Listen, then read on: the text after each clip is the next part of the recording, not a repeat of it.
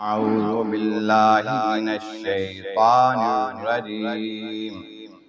بسم الله الرحمن الرحيم. وجاوزنا ببني إسرائيل البحر فأتوا على قوم يعكفون على أصنام لهم قالوا يا موسى اجعل لنا إلها كما لهم آلهة قال إنكم قوم تجهلون إن هؤلاء متبر ما هم فيه وباطل ما كانوا يعملون صدق الله العظيم. حمد و ثناء رب کریم اور درود و سلام بر سید الانام کے بعد سورۃ الاعراف کی آیت نمبر 138 اور 139 تلاوت کی گئی ہیں، جو نویں پارے کے چھٹے رکوع میں ہیں۔ اس سے پہلی آیت کریمہ میں فرمایا گیا کہ خالق کائنات فرمایا کہ ہم نے قوم کو، ایسی قوم کو جو کہ کمزور تھے اور بہت کمزور سمجھے جاتے تھے، کمزور کر دیے گئے تھے،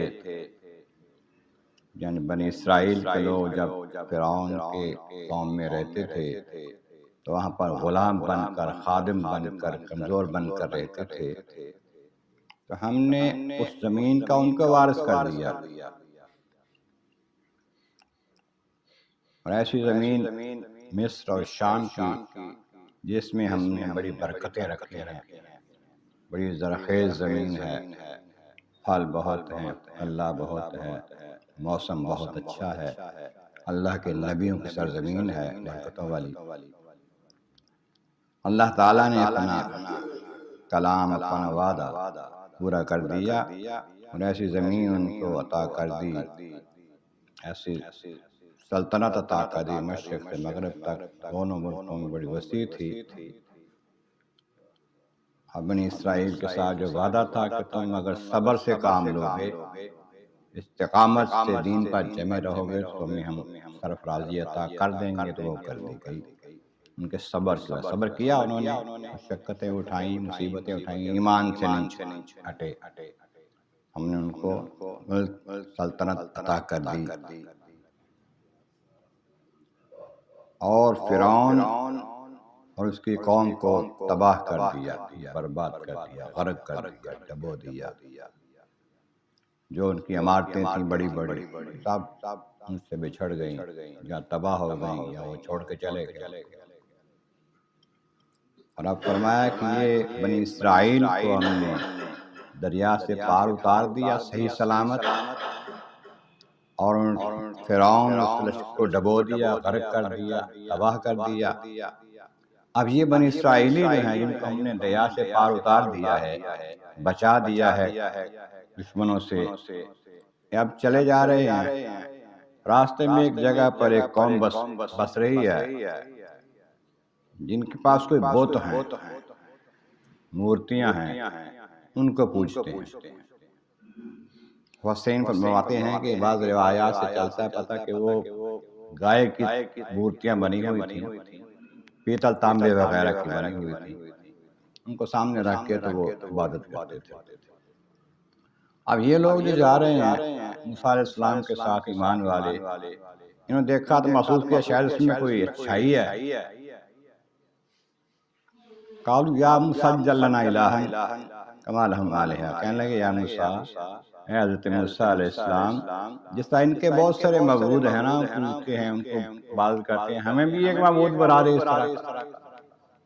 ہمارے واسطے مقرر کر دے اس طرح کا کہ ہم بھی اس کی طرف منہ کر کے عبادت کیا کریں۔ تو ان میں کچھ لوگ تو نبی علیہ السلام، موسیٰ کے بھائی بھی نبی بھی ان میں موجود تھے، ہارون علیہ السلام، اور ولی بھی تھے ان میں، لیکن کچھ ابھی کمزور ایمان اور کم علم والے تھے، انہوں نے سمجھا کہ شاید یہ جو کر رہے ہیں اچھا کام ہوگا، ہمیں بھی ایک معبود بنا دیں، ایک بت بنا دیں، ایک گائے ہمیں بھی بنا دیں، ہم بھی اس کی طرف منہ کر کے اس کی طرف پوجا کریں، اور خیال ان کا یہ ہوگا کہ شاید اس سے اللہ راضی ہوگا۔ وہ کہنے لگے قال موسیٰ نے کہا انکم قوم تجہلون، تم بیوقوف ہو گئے، جاہلوں والی بات کر رہے ہو۔ اللہ تعالیٰ نے کتنا نوازا ہے تمہیں، کس طرح تمہیں قوم فرعون سے بچا کے نکالا ہے،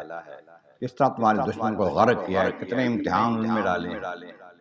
اور تم پر مہربانی فرمائی ہے۔ ان کی جو بات کر رہے ہو، جو بتوں کو پوج رہے ہیں، بچڑیوں کو پوج رہے ہیں، ان ہؤلاء متبر ما ہم فیہ، جو کچھ یہ کر رہے ہیں نا وہ سارا برباد ہو جانے والا ہے، یہ قوم بھی تباہ ہو جائے گی، یہ کر رہے ہیں یہ بھی تباہ ہو جائے گا، ختم ہو جائے گا۔ باطل ما کانوا یعملون، جو یہ کر رہے ہیں نا، بتوں کی پوجا کر رہے ہیں، مورتیاں بنا کے ان کو پوج رہے ہیں، یہ تو باطل ہے، حق نہیں ہے، اچھا نہیں ہے، برا ہے، یہ ختم ہو جانا ہے۔ اور کل کو دیکھنا آئندہ وقت میں ہم نے ہی اس قوم کو فتح کر کے ان کے سارے معاملات ختم کر دینے ہیں۔ ایسا ہوا پھر اس کے بعد وہ قوم جب ختم ہو گئی، عمالقہ تھے وہ لوگ، ایک اور روایت میں مختلف نام آتے ہیں ان قوموں کو، بستی کے اکثر نے عمالقہ کہا ہے، تو بعد میں وہ قوم جو تھی وہ تباہ ہو گئی، برباد ہو گئی، ختم ہو گئی، اس کا نشان مٹ گیا۔ لیکن بنی اسرائیل بڑی دیر تک پھر قائم رہے، اور جب تک وہ حق پر رہے، یعنی کہ نبیوں کی تعلیمات پر عمل کرتے رہے، اللہ نے ان کو سرفراز کیا، پوری دنیا میں عظمت دی۔